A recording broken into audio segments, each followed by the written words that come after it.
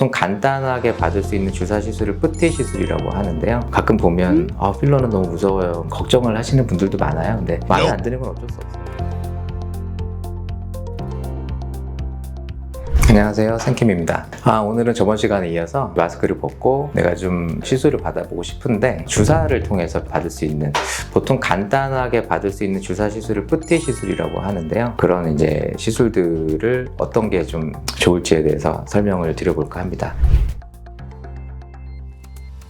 일단 첫 번째로 말씀드릴 거는 가장 보편적인 시술이겠죠. 보톡스 시술이고요. 얼굴에 다양한 보톡스를 적용해 볼 수가 있는데, 우리가 표정을 짓는 찡그리는 근육이라든지, 혹은 눈썹을 들어 올릴 때 생기는 주름이라든지, 웃을 때 생기는 주름이라든지, 혹은 뭐 이를 악물어서 생기는 이제 턱 근육이라든지, 사실 보톡스 시술은 정말 간단한 주사 몇 방 맞는 걸로 굉장한 효과가 날 수 있는 시술이고요. 점점 더 많은 분들이 보톡스 시술을 계속 꾸준히 받고 있는 그런 시술이 되겠고요. 특별히 부작용이랄 거는 주사를 잘못 놨을 때 외에는 제가 생각하기에는 불편감이 좀 있을 수 있다. 우리가 이제 쓰는 근육을 마비를 시키기 때문에 쓰던 근육을 못 쓰게 됨으로 인해서 생기는 불편감들, 이제 뭐 제일 대표적인 거는 이마 보톡스를 맞았는데 이렇게 눈을 뜰 때 좀 답답하다. 평소에 이렇게 눈을 많이 올려뜨고 계셨던 분들 같은 경우는 올려뜨지 못하게 되면 좀 답답하다고 느낄 수 있는 것 같고요. 그 외에는 주사를 어느 정도 조절함으로써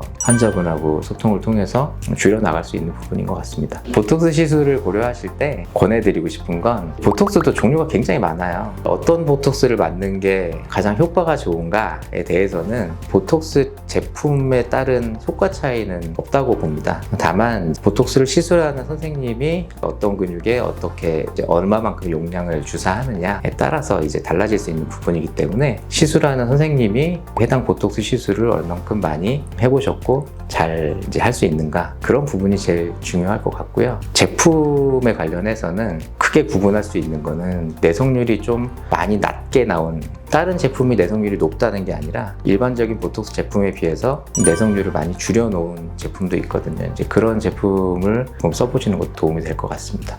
그 외에는 큰 차이는 사실 없다고 생각하고요. 목적을 가지고 특정 근육을 마비시켜서 결과를 얻어내는 시술이기 때문에, 그 근육을 마비시켰을 때 일어나는 어떤 작용에 대해서 충분히 많이 겪어본 선생님을 잘 고르시는 게 보톡스 시술을 결정할 때 가장 중요한 부분이 아닐까 생각이 듭니다. 두 번째로 생각하는 주사 시술은 필러 시술이고요. 필러 시술 같은 경우에도 아직 정말 많은 분들이 시술을 받았고 지금도 받고 계시는데, 가끔 보면 필러는 너무 무서워요, 걱정을 하시는 분들도 많아요. 근데 사실 이미 굉장히 많은 데이터가 쌓여오면서 저희가 봤을 때는 큰 걱정 없이 할 수 있는 시술이 아닌가 생각이 들고요. 필러 시술 같은 경우는 시술을 했을 때 제일 좀 문제가 될 만한 거는, 시술 후에 모양이 내가 원하는 거랑 좀 다를 수 있다, 모양이 좀 마음에 들지 않는다, 이럴 수는 있을 것 같아요. 그런 경우에는 필러를 녹여서 해결을 할 수가 있기 때문에 가급적이면 녹일 수 있는 필러를 사용하는 걸 추천드리고 싶고요. 그래서 저희 같은 경우도 녹일 수 있는 필러만을 사용을 합니다. 필러의 종류에 따라서 녹이기 힘든 필러들도 있거든요. 그럼 장점이 또 있죠. 녹이기 힘든 필러가 갖고 있는 장점이 있고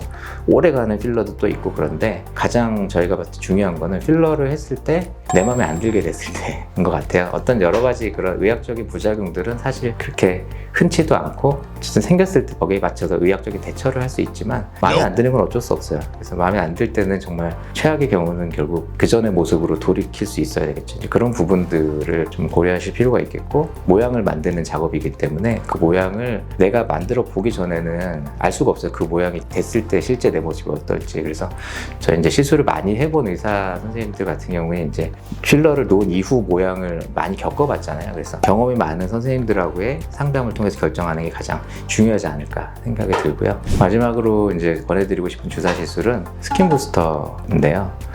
주사로 나온 스킨 부스터에서 가장 유명한 건 리쥬란이라는 주사겠죠. 사실 리쥬란 시술이 많이 아파요. 그래서 리쥬란이라는 시술은 이제 피 내 진피 상부 측에 주사를 해야 콜라겐 리모델링이라든지 관여하는 데 도움이 많이 되기 때문에 엠보싱이 생기게끔 진피 상부에 주사를 하게 되는데, 그 주사 방식이 굉장히 아파요. 그래서 그거를 얼굴 전체적으로 맞아야 되니까 어떤 시술이든 콜라겐을 건드리는 시술들은 반복적으로 시행이 돼야 되는데, 리쥬란 같은 경우는 많이 받고 또 문의도 많고 그래서 괜찮다 하시는 분들 위주로 저는 진행하고 있고요. 좀 통증이라든지 이런 게 좀 너무 두렵다 이런 경우에는 리쥬란 같은 기능을 하는 엑소존 같은 스킨 부스터들이 있죠. 얘네들은 앰플 타입으로 나와서 주사 방식이 아니고 LDM이나 이런 장비를 통해서 피부를 통과시켜서 그냥 쓸 수 있는, 통증 없이 쓸 수 있는 개념이고요. 전편에 소개드렸던 니들 고주파 같은 혹은 뭐 프락셀이라든지 이런 레이저 시술을 하고 나서 피부 장벽이 조금 이렇게 투과도가 높아졌을 때 같이 해주면 더 좋을 것 같고요. 그래서 스킨 부스터라는 게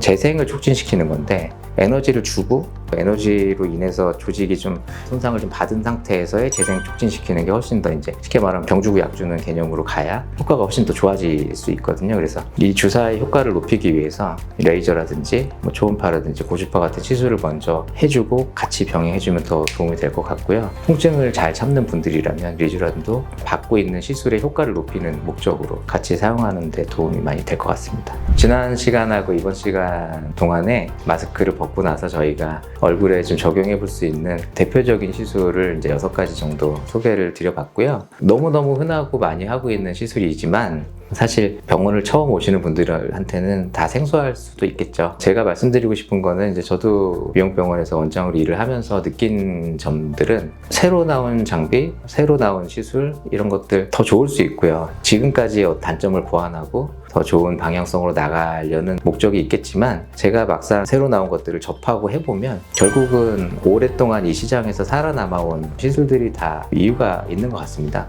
결국 우리의 목적은 피부 진피층에 있는 콜라겐을 얼마만큼 꾸준히 재생을 시켜나갈 수 있는가, 그 과정에서 내가 너무 아프지 않고 너무 큰 돈이 들지 않고 비교적 편안하게 여러 가지 본인들이 요구하는 바에 맞춰서 중요한 건 내 피부가 늙는 것을 어떻게 효과적으로 막아낼 것인가의 관점에서 볼 때 제가 생각하기에는 물론 앞으로 더 좋은 장비들이 계속 나오고 저희도 써보겠지만 지금 말씀드렸던 앞에 한 6가지 정도 되는 이 시술들은 기본 골격 같은 시술과 장비들이거든요. 그래서 이런 미용병원을 접하시는 분들이 시술을 선택함에 있어서 기초가 되는 시술들, 가장 기본이 되는 것부터 나는 시작해서 거기서 차근차근 내 얼굴에 맞춰가겠다, 이런 방향성을 가지고 가시면 좋을 것 같습니다.